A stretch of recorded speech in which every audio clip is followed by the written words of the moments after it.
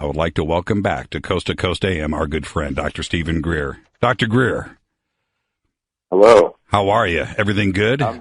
Yeah, we're doing very well. How are you doing?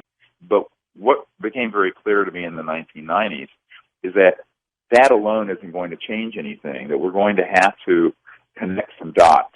And the way they work is, and I have people on my team who've been in these types of projects, is that it doesn't matter how high the rank of the person is who may ask about what you're doing. If they're not directly read into or briefed on an unacknowledged special access project, everyone in that project is to turn to them and say, no such project exists. And that includes whether it's the president asking, the CIA director that I briefed is asking, the Secretary of Defense that Gordon Cooper and I approached, who was Secretary of Defense Cohen, who President Clinton, etc.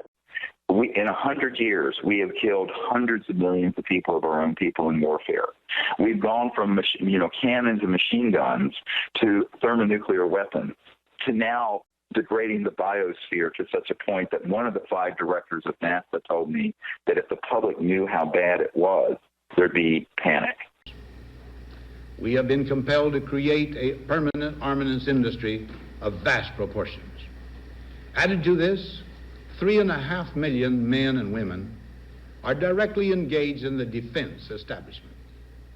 We annually spend on military security alone more than the net income of all United States corporations. Now, this conjunction of an immense military establishment and a large arms industry is new in the American experience. The total influence, economic, political, even spiritual, is felt in every city, every state house, every office of the federal government.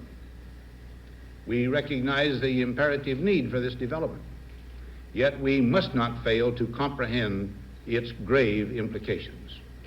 Our toil, resources, and livelihood are all involved. So is the very structure of our society. In the councils of government, we must guard against the acquisition of unwarranted influence, whether sought or unsought, by the military-industrial complex.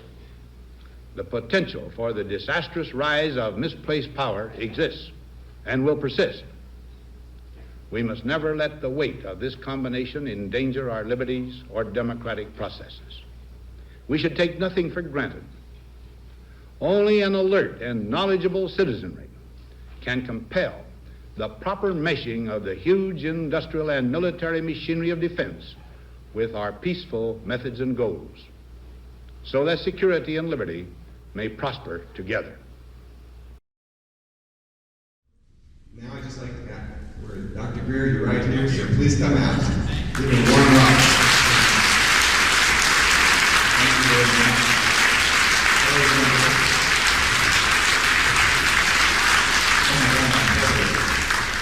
I can remember this, I won't break my leg again.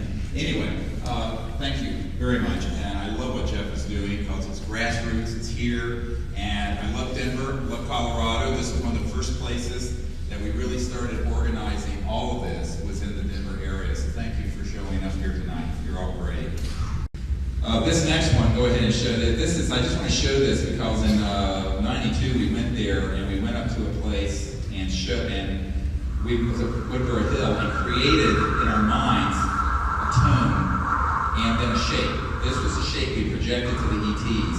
The next morning it was found in the field. It was the most authentic crop circle of that year. You can see us standing in it. And it's a equilateral crop circle that was visualized and created by the CD5 initiative team. We are standing in it with members of the team and some journalists and researchers from Germany and elsewhere.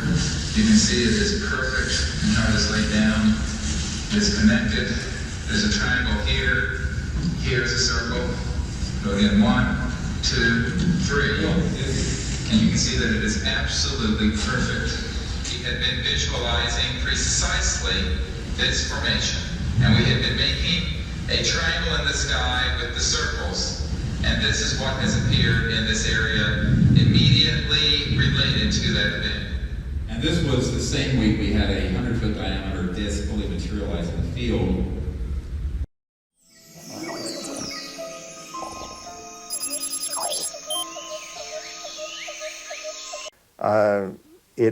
Nature has been very kind. We are free to do anything that we are smart enough to discover how, but we've got to use our brain and our mind to discover how. But the mechanism is there for us to do it. I fully believe that. And inventors I work with, I will state point blank, at least, two of the very brilliant inventors I work with have produced free energy devices that are real and do work, and I personally have measured and dealt with the devices. They're real, they work, it can be done. And so it's an energy which has the aspect of restoring the biosphere and restoring life. For example, it's clean, so you wouldn't have all the pollutants from burning fuels and so forth, and for the nuclear byproducts and so forth. It's very clean fuel. You have absolutely nothing left but just energy. And you can transform it from either negative to positive. If you need the form of positive energy, you can do that. And you can transform it back to negative, and you can reach a very nice energy balance in nature. It has some other very positive benefits that don't show at first glance. The Earth, Sun, and Moon are connected not only by radiation of the normal electromagnetic energy, the external scattering stuff, but the half that's left out, the internal hidden energy. If you pollute one part of this system, the pollution feeds and spreads to the whole tri-system. Literally, we are polluting not only the Earth presently, but we are also polluting the Moon and the Sun in the scalar components. And that's what is gradually being radiated back to us. And so the very vital part of the energy that living systems have to have continually to be living systems and maintain their life is slowly being affected. And of course we need to clean that act up right away, because that's the worst kind of pollution we can possibly have. I'll whip through this quickly because I've talked about this in my books at great length, and I've talked about this at Under London Talks. But I say the moon is a construct or a part construct. This is a book called Who Built the Moon by Christopher Knight and Alan Butler. It's absolutely brilliant in the way that it puts the case for the moon not being real in terms of a natural body. But interestingly, what they find in that book is the mathematics and geometry between the sun, the moon, and the earth are fantastic in terms of their synchronicity, and it does not apply in any way to the rest of the solar system. And the Gnostic writings found in Nag Hammadi in 1945, 1,600 years old or more, say that this is a separate system operating within the Archon system of the inorganic universe. They say in the book, the authors, the maths involved in the Earth, Moon, Sun system is nothing less than staggering, and that the moon has been put there with the accuracy of the proverbial Swiss watchmaker.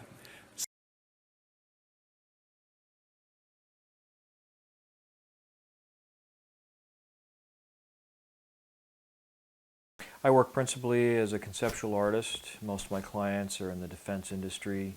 I occasionally work directly for the military, but most of the time I work for civilian corporations that are defense contractors. They build weapon systems and things for the military. So this all kind of came full circle for me, but the thing that Brad said when he described this Aurora type aircraft in this hangar along with these other unusual vehicles was that it employed a very unusual kind of technology, that it had two propulsion systems, not just one, that there were engines inside the fuselage of the aircraft that had trap doors that would open up so that it could fly using these internal engines, and then when it would get up to, say, 2.5 or 3 times the speed of sound, where the air coming over the top of this aircraft is compressed and superheated and really, really hot, forming the shock wave coming off this aircraft, that they had a way of closing all of these exhaust chutes and these inlets for these I guess there were 4 engines inside the aircraft.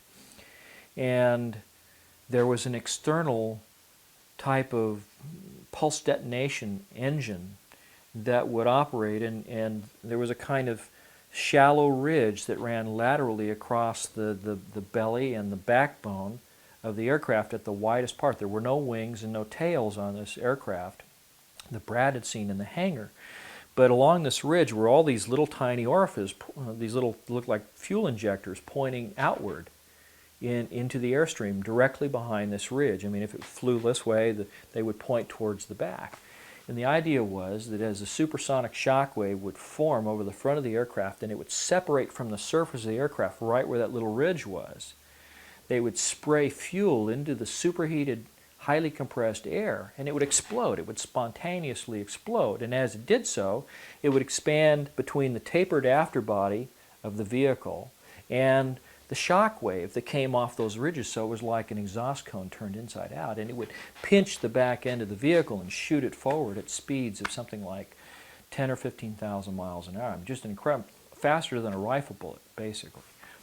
And that was part of the reason the whole thing was covered with these ceramic tiles, is to protect it from melting when it's flying through the air.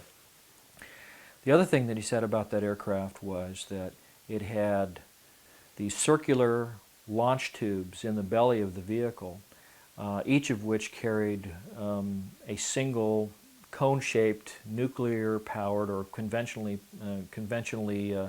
loaded warhead in a reentry vehicle that could be guided into precision and individually guided to targets. And the way the system operated was just absolutely beautiful and elegant and simple.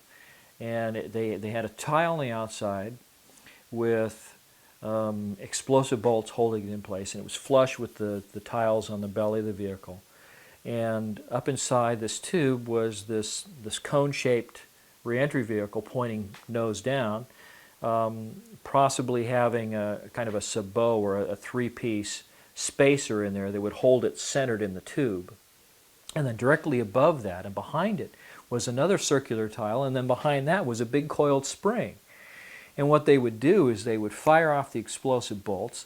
The spring would push this reentry vehicle out of the tube. The sabot would fly away in pieces.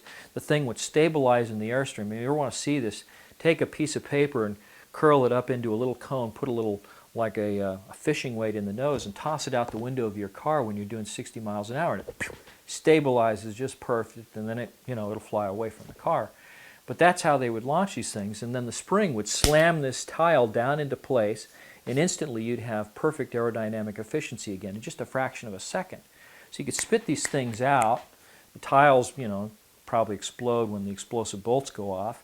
The sabot was probably fiberglass, something that would be harmless coming back through the atmosphere, because they fly at extremely high altitudes. But these things had the ability to be just about anywhere in the world in 30 minutes after launch, with the capability of 121 nuclear, probably 10, 15 megaton weapons, a tactical type nuclear reentry vehicle.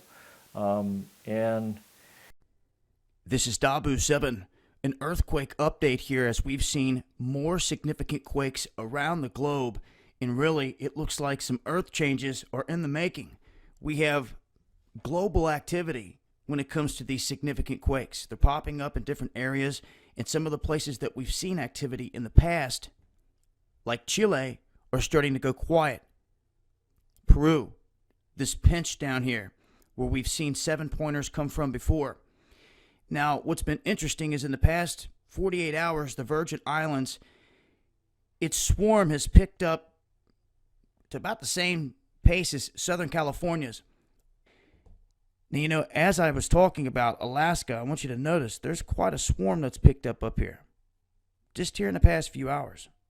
So there's definitely something going on globally when it comes to earth changes. Now, I will say this, in the past, we've tried to correlate the connection between the sun's activity, and the earthquakes, because we've seen that they've overlapped, and there's been a lot of similarities. When there's been a lot of sun activity, incoming CMEs, it has coincided with upticks in significant quakes. There was another small earthquake this morning in eastern Connecticut, the 12th in a week. Nobody seems to know why. Here's Jerika Duncan. In the last week, rattled Plainfield, Connecticut residents have made more than 300 calls to 911. I just had a big explosion. I don't know what it is, but my whole house shook. Right, it's coming from all over the area. I'm getting lots of calls, ma'am. Marion Diggs says she's felt every earthquake. I was sitting in bed drinking my early morning cup of coffee before everybody got up, my time, and all of a sudden I heard this loud boom. People here have reported minor damage from the 12 earthquakes that have hit between the towns of Danielson and Plainfield. Most have been under a 2 magnitude. The largest occurred Monday morning at 3.1. Seismologists at Boston College Western Observatory are collecting data on the frequent tremors, hoping to find out why the so-called swarms are happening. Dr. John Eagle. We've had a few scattered epicenters in the past from that part of the state, but this is something that's new for us. Scientists tell us earthquakes are usually caused when underground plates move from side to side. In Connecticut, the plates are moving up and down. Hey folks, it's Sunday, January 4th, about 3:20 Mountain Time, 2015. Quick video about the supposed earthquake up here in near Challis, Idaho, that occurred just a few hours ago. I find something very suspicious about the returns of the seismograph readings that felt the supposed earthquake. And here is one right here from Boise State University, a guy posted. And the energy readings on these seismographs run from left to right. So what do we see from left to right? Instant vertical energy. That is definitely not consistent with a typical earthquake. So that tells us one thing, that this energy burst came from the sky or very close, if not on top of the ground. Number 2, the caldera at Yellowstone supervolcano, which is right pretty much next door to where this supposed earthquake took place. These are seismographs that sit on top of the caldera. These are showing signatures of vertical energy releases that are being recorded on these seismographs. And again, the energy readings run from left to right. So left to right, kapow. We have a burst of energy that then simmers down into the traditional earthquake primary or secondary waves. There's nothing in the front. So we may have something going on at Yellowstone. I'm not sure. Historically, when people do nuclear device testing, that's what this is right here, when the guy from North Korea tested a nuclear device. This is the seismograph right here. Vertical energy, vertical energy. I'll even play it for you. They recorded it in China.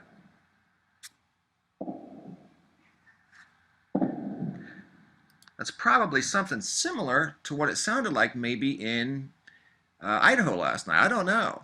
Here again, this goes back to 2011. There was an earthquake in Denver and DC, respectively. Guys were saying that the seismographs were similar to a nuclear test in the Indian Ocean. The red is the nuclear test. The blue is a classic earthquake. See what I mean? So I don't know, guys, if we're testing nuclear devices in Idaho or some sort of bombs, if something came from the sky. Ready for the show? I'm ready to start. 10, 9, ignition sequence starts. Yes, my dear friends all over the world, this planetary system, the galaxy, this universe and beyond. I'm speaking here on ET First Contact Radio, and my name is Martin Horst.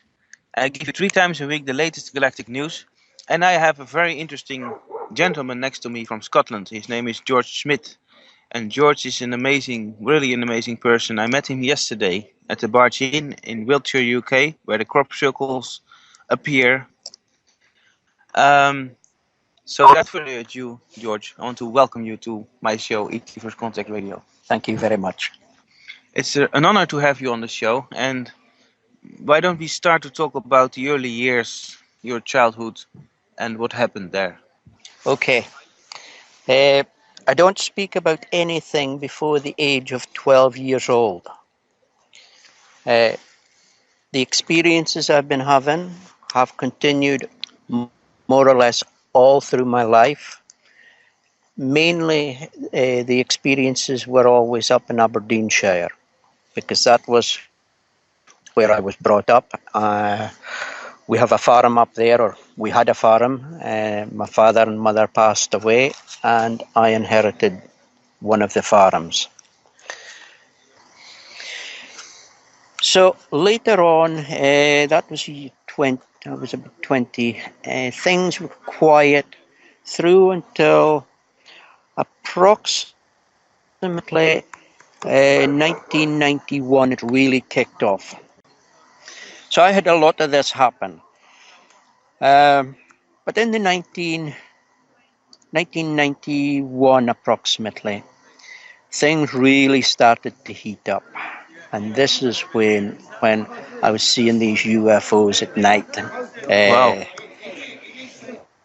And at that time, in the 1990s, 91, 92, I was only getting approximately 3 earthquakes a week. And a big one might be around 3.3 on a Richter scale, 3.2.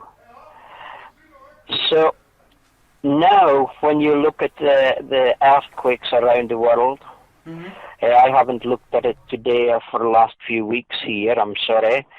But there was a while there, they were way up at 170, huge amounts of earthquakes. And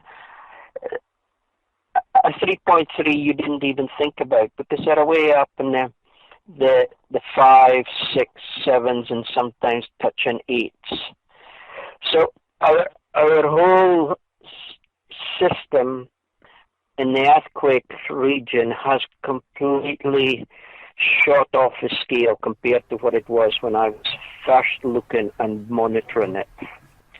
Back in 1990, they asked me to study and monitor earthquakes and volcanoes around the world. Now, in 1990, I didn't have access to the internet. And I used to go to Aberdeen now and again. I'd go to the library and get the Lloyd's insurance list. It was only 4 pages in the Lloyd's insurance list. And in there you got a little article, volcanoes, and underneath it was earthquakes, or other way around, I can't remember. But the two were together. And this was because the Lloyd's insurance needed to monitor earthquakes and volcanoes. The reason being, they would not insure against a volcano if you were in a volcano active region, or if you are in an earthquake active region, they will not insure you against an earthquake. Or if they do, it will be a very minimal amount.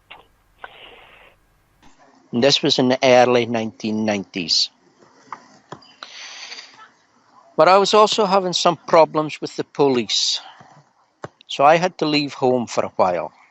So I went to this friend of mine. So I stayed with him for a while. And when I was at his house, for 6 weeks, for 5 nights, for over 6-week period, I was seeing UFOs in the sky.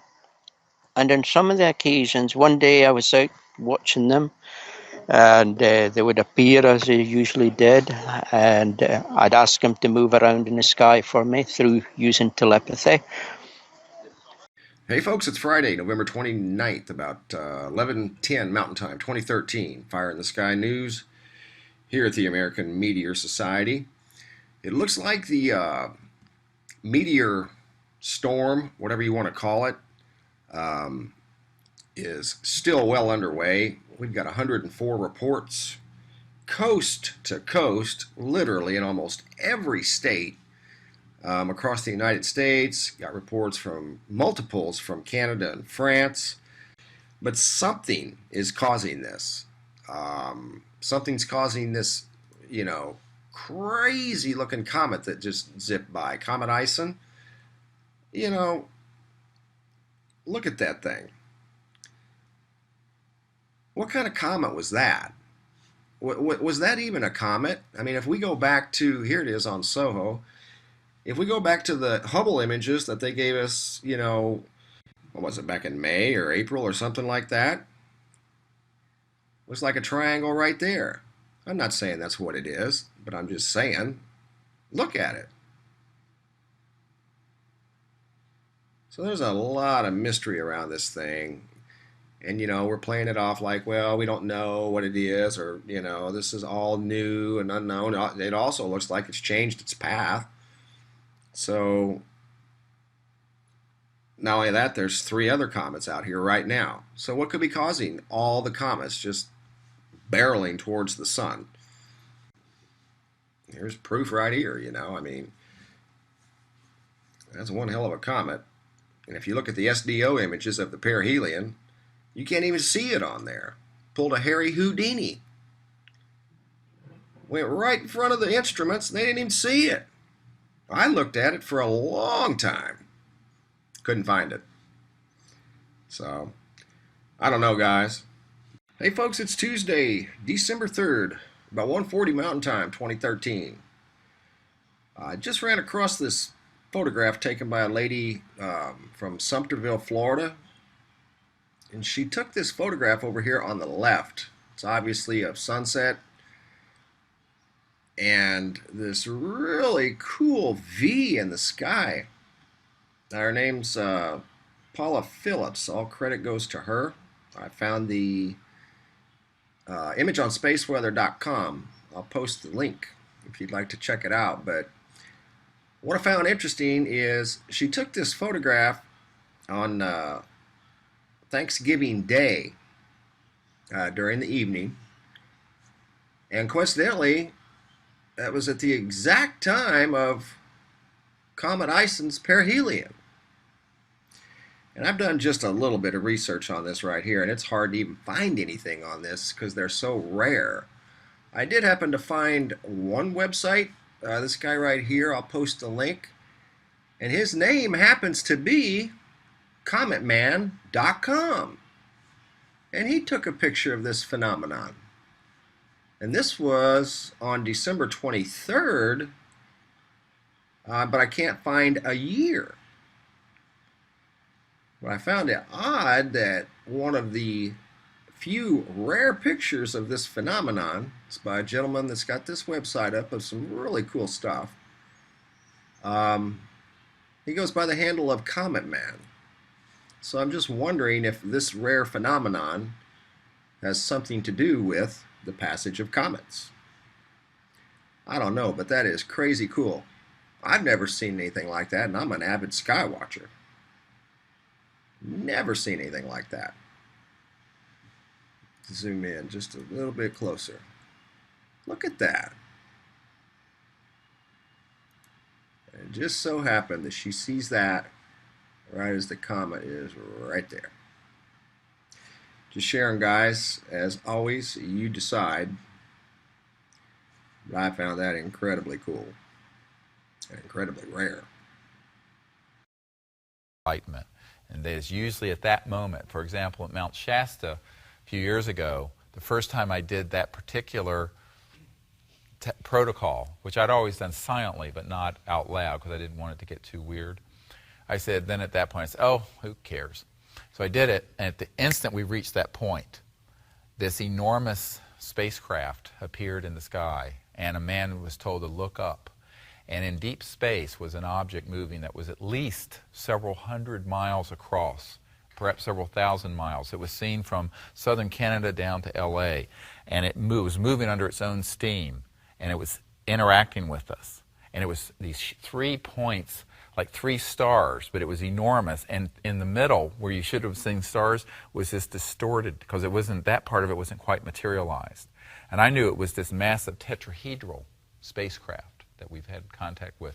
That's an interplanetary center in deep space. And they were moving in at exactly the moment that we reached that point of the transformation of Earth.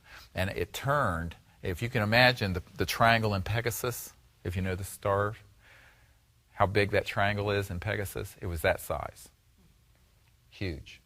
Moving, and it moved across, turned, came over towards us, then went out. And as it was leaving, I signaled with this laser that I have. You can't even see it on there. Pulled a Harry Houdini. Went right in front of the instruments and they didn't even see it. Because it wasn't, that part of it wasn't quite materialized. You can't even see it on there. Pulled a Harry Houdini. Went right in front of the instruments and they didn't even see it. Because it wasn't, that part of it wasn't quite materialized. You can't even see it on there. Pulled a Harry Houdini. Went right in front of the instruments and they didn't even see it. Because it wasn't, that part of it wasn't quite materialized.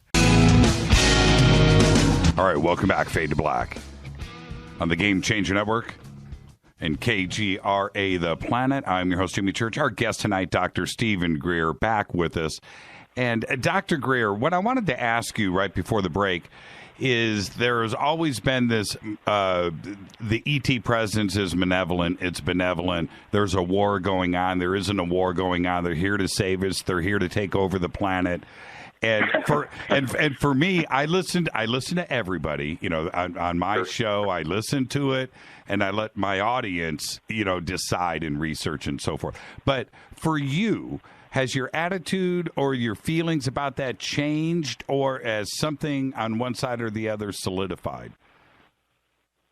If it were genuinely malevolent ETs, I'm not talking about demons and spirits from other dimensions. I'm talking about interstellar civilization. With the kinds of technologies we're talking about, the moment that we detonated atomic weapons and then nuclear weapons, it would have been over, and certainly going into space with them.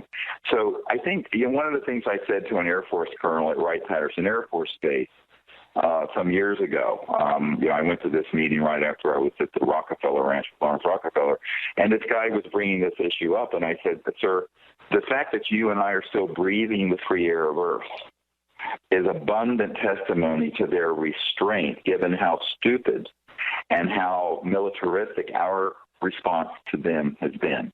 Now, with that said, what I think is that there are many different civilizations out there, and I think some of them are less than pleased with how humans, and particularly our military, are behaving.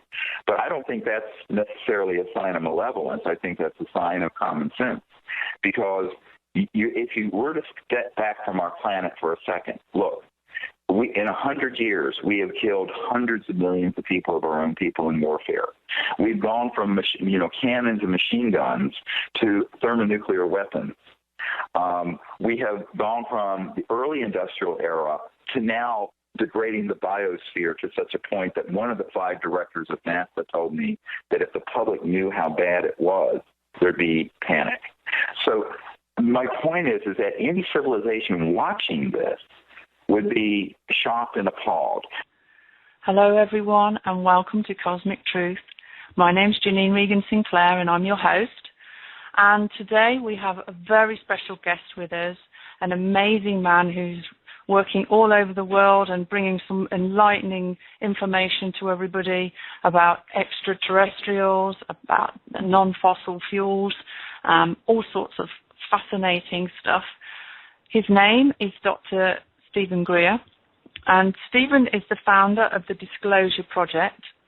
But so as a result, my medical career was just sort of pretty much on track. I'm chairman of trauma and emergency medicine at this hospital, taking care of all kinds of gruesome things, and shootings and stabbings and car wrecks and burns and dead babies and everything you can imagine. But during all that, I had an experience where I was contacted by an extraterrestrial senior ambassador who said, basically, pick up that which you have dropped. It was not in an accusatory way. It just said, get going with what you know is true about this issue that we're here. And that was in 1990. That was 24 years ago in January. The reality is that if you're an interstellar civilization and you're able to reach Earth, you're not allowed to get out of your biosphere very far with those kind of technologies until you have accepted the prime directive of universal peace, Why? Because you could absolutely destroy entire planets with technologies that are faster than the speed of light, which are scalar electromagnetic weapon systems. Now, fast forward to where we are right now, and it's sort of back to the future. Covert programs, I know in the United States and some elsewhere, have these sort of technologies that we've been studying for 60, 70 years, and we have weaponized them.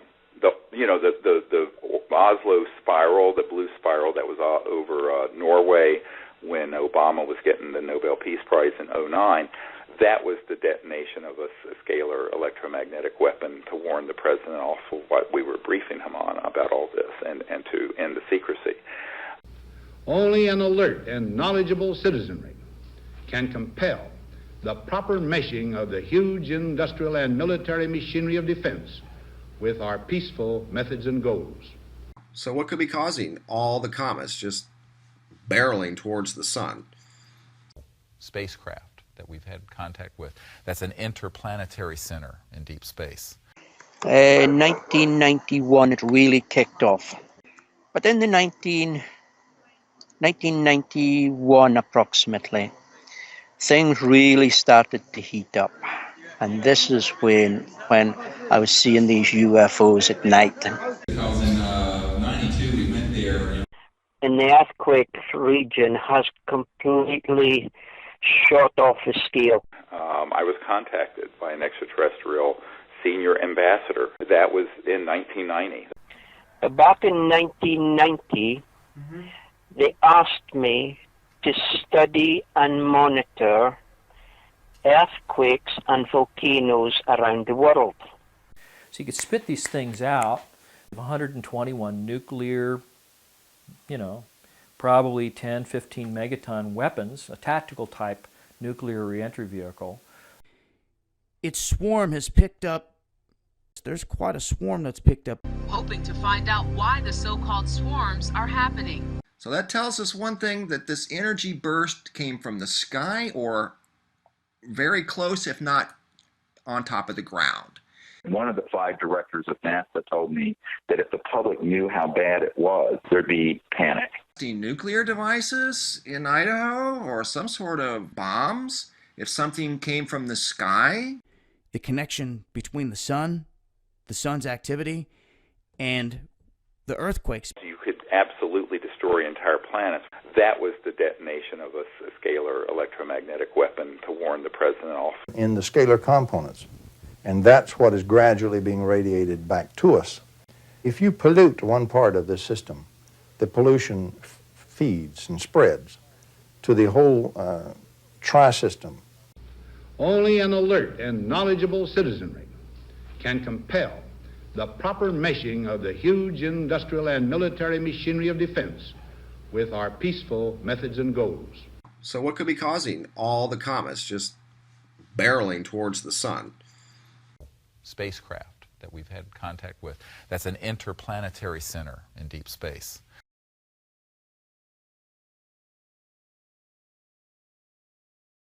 So that's the big part. I think a more interesting part is the clinical picture, because the people I've run into since this has come out in the last 60 days are some people who went down there to where this creature was found, and they found in some of the old mining areas where they had were digging in the late 1800s, they would cut into what were these underground cities. And apparently Ed Snowden, the NSA leaker, put out in part of his thing that there were documents dealing with ultra-terrestrials. There were ETs that had taken up residence on Earth and were living underground, which is what they're called. Yes, sir? I think the aliens actually come from out Earth, like inside the Earth, not outside. Hmm? Do you think the ETs come from out Earth? Well, as I mentioned earlier, there may be some that have been here a long time that may have subterranean and suboceanic. Bush's elder science advisor told us that there was off the coast of England, between off of your northeast coast, an area deep underwater, where they had picked up ET vehicles coming in and out.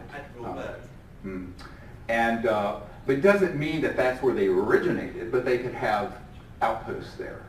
Now a lot of people say, well, why should they be so discreet? I said, because they know that we know, and that if they were to do something massively overt, they would be spun by the spin doctors in the military and in the media as an alien invasion. All right? If I figured this out with my limited intelligence, I know they have, because they're cruising around with IQs of 400 to 500.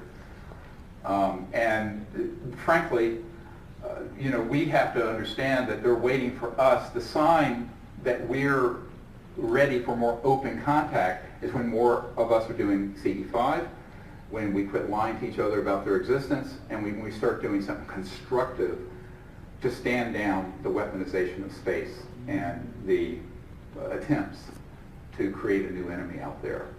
So those are things that they're wanting us to fix. And people say, well, can't they fix it? I say, well, I guess they could land here, but it would be no more successful than us going into Afghanistan to a medieval society and trying to institute Jeffersonian democracy. I mean, are you kidding me with this crap? It was an early hit for what is now a very well-developed Star Wars program that's sitting in space.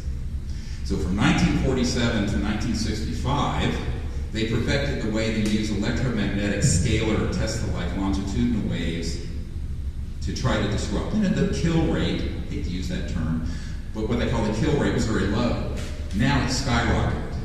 And since 65, there have been platforms in space. I have a man on my team who worked on with Hughes Aerospace and a whole bunch of companies in Southern California that have been able to track, target, and hit with increasing success the extraterrestrial vehicles once they're detected. So, with this, it brings you into a lot of learning where about these UFOs appear. And what we did find out was, what I did learn was, they always appeared in the same places in the sky. They would cross the sky and they would disappear at the same areas. And later on, I began to realize there was a stone circle in the area they would appear and a stone circle in the area they disappeared. Interesting. So later in my life, I then had to go and visit all the stone circles in the Aberdeenshire area. Mm-hmm. Now, the stone circles are all connected with ley lines. Mm-hmm. But the stone circles connect right back to the pyramids. Indeed, yes. And the learning, where I thought I started out just to be a farmer, my learning took me into learning about stone circles, ley lines, energy, people, places. This year I just came back from Poland. Mm-hmm. I was out in Poland for 12 weeks. And I went out to the stone circles in the north of Poland. Interesting. And they are amazing. Absolutely amazing. When I was there on one night, I looked up in the sky and there was a UFO, a couple of UFOs moving around. So let's get back to the 1990s. Mm-hmm. That is an exciting period of time. It was 1997, I think, May 1997. I'm in a local pub. The dance is going to be going on Saturday night. And this guy's, as I'm walking around the hall, put out their arm and says, "Hey, George, what's happened to your motorbike?" I says, "Oh, it's away getting a mural put on." "Oh, what's the mural that you're putting on?" As in the picture that you're getting drawn on the petrol tank. I says, "Oh, it's a picture of Jesus feeding the 5,000. The people, there were 3 men sitting at the table and they all looked at one another. They then looked back at me and they said, "The same theme." So they all looked at one another again. One of them says, "Take him outside." So one of them says, "Both of us?" "No, just you." So I'm taken outside, or asked to come outside with him. So we went out into the car park away to the far end. This guy says, "You know, you caused us a lot of trouble with that mural you had on your motorbike." And I'm looking at the guy thinking, what? Oh, I don't understand. He says, "Oh," he says, "we're from the Air Force at Lossiemouth. Lossiemouth is approximately 45 miles from where I am in Aberdeenshire.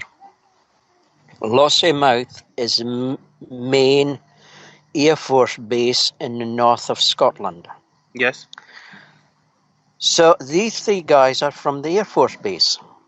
So the trouble that I had caused was, he says, we, the people at RAF Lossiemouth, were all questioned.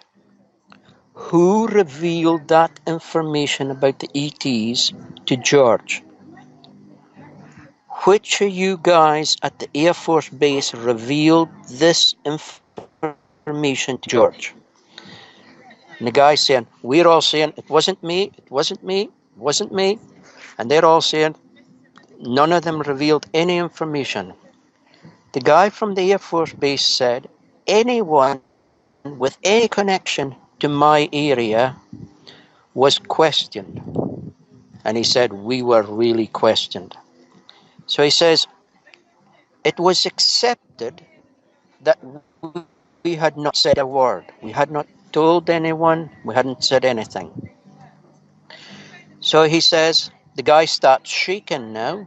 He says, the decision was made that you had to be taken out.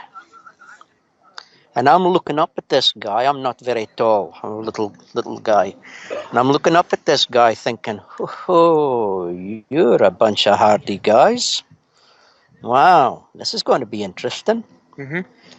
So the Air Force guy says, we knew where it was going to be done, how it was going to be done, and who was going to do it.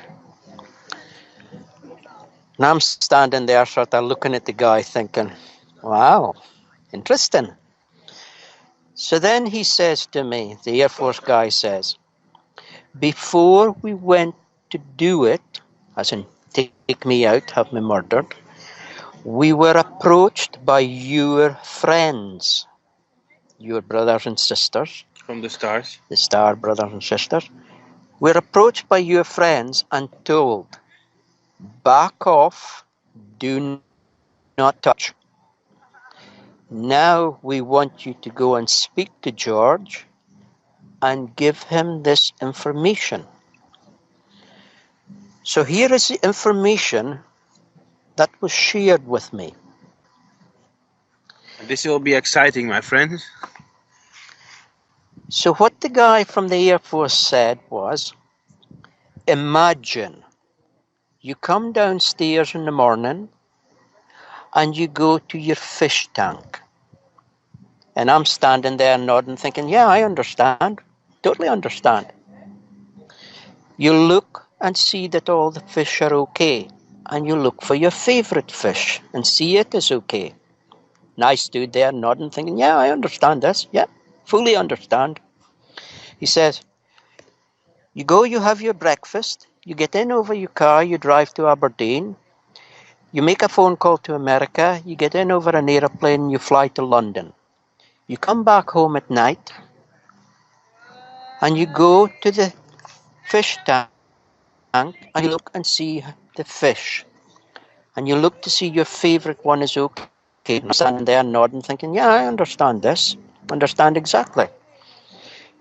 The Air Force guy said to me, well, we are the fish in the fish tank, and your friends are us going to Aberdeen, phoning America, and flying to London. Mm-hmm. How do you tell the fish in the fish tank what you did all day? Because their world is in the fish tank. They do not understand distance. They do not understand cars. They do not understand telephones. Mm-hmm. Now, When you see it like that, it makes a lot of sense for some people. But I already knew this information. What actually happened was, I was then told, that let me know that our star brothers and sisters were visiting RAF Lossiemouth. So what the guy then told me was, or first he asked me a few questions. He says, how many different types do you meet? So I'm standing counting with my fingers on 1, 2, 3, 4. I'd got to 4. And he then said, where do you meet them? But I had not answered how many different types I meet. Mm-hmm. I did not answer where I meet them. Mm-hmm. Then he said, what technology have they given you to work on in your shed? And my mouth dropped. I was shocked that they knew this information. Yes. That they knew that I had been given. I did not answer that question. Now, here's where it gets really interesting. Okay, go on. This guy told me that he drove the bus for the RAF Lossiemouth base. And on one occasion, they had taken out of the sky and downed a UFO right next to where I was living. And they came and picked it up and took it back to RAF Lossiemouth. And I immediately thought, I know which night that was. I remember that night. I remember the military vehicles. And I thought, you sick and sick. That was for me to go and back engineer. So this UFO is sitting at RAF Lossiemouth. But the guy also told me that they had picked up quite a few craft in the northeast of Scotland. And they had them at RAF Lossiemouth. And what he told me was, says, we don't have an effing clue how this stuff works. But he pointed to me and said, you do. So that then brings us into a huge amount of knowledge of what's going on within the military base at RAF Lossiemouth. The 1990s was a fairly hectic period of time for me. Yes. And it's starting again just now. It's been pretty hectic over the last 10 years. Off of your northeast coast. In the northeast of Scotland. Off of your northeast coast. Of what's going on within the military base at RAF Lossiemouth. Track, target, and hit the extraterrestrial vehicles. They had taken out of the sky and downed a UFO. Off of your northeast coast. In the northeast of Scotland. Off of your northeast coast. Of what's going on within the military base at RAF Lossiemouth. Track, target, and hit the extraterrestrial vehicles. They had taken out of the sky and downed a UFO. If I was the president, I would immediately race to wherever they have the files about Area 51 and the UFOs, and I'd go through everything to find out what happened. Right. Did you do that? That's why you will not be president.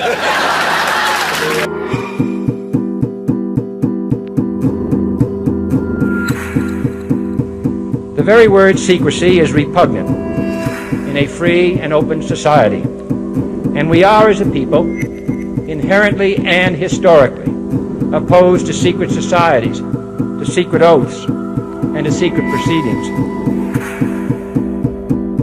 This is the Marilyn Monroe document. It's basically a death warrant for poor Marilyn. It's a very dangerous document to have. And he said, Lieutenant, you are never to speak of this again. As far as you're concerned, this didn't happen. Look, this would be the greatest discovery in the history of science. NASA would be elated. Of course, they can go to Congress to get more funding. Why would anybody cover this up? When people find out about that, they're going to say, who put that there? Who put that there? And you know, there's a new name. It's unexplained aerial phenomenon. That's the latest nomenclature. I like the old one. I like UFO.